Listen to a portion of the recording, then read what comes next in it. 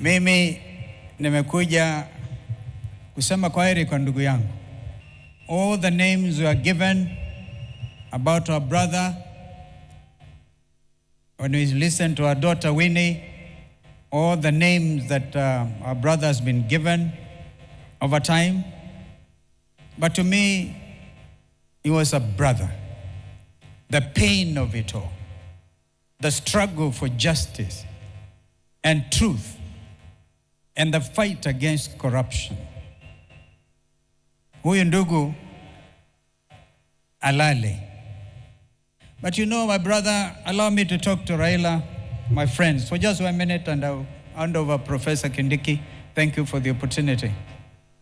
I want to talk to Raila, because I never get this time again. You know, we called you Joshua. We never got to Canaan. There were indeed crocodiles across the river Jordan, as we used to say.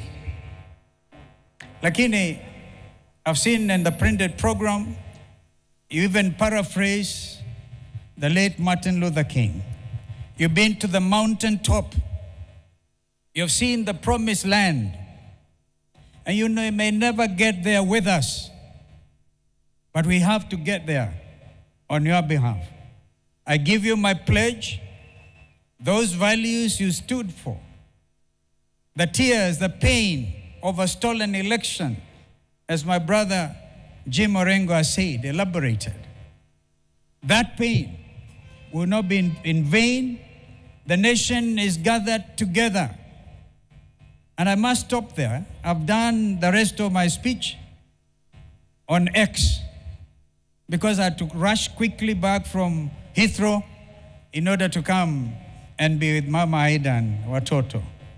But allow me to recognize, if perchance they don't get that opportunity, my sister, my twin sister, Mother Karua, was Raila's running mate in 2022. She's around here. If we had time, I'm sure Mother would have wanted to eulogize her. I have my other friends here. In fact, Eugene Wamalo had a poem, but I saw he brought many cows yesterday. And we also have a friend, our other brother, Fred Matiang'i here. I saw the Chief Justice Emeritus, our brother, who made that historic ruling in 2017. Kwa hivyo, Mungu alaze roho ya ndugu yetu vyema.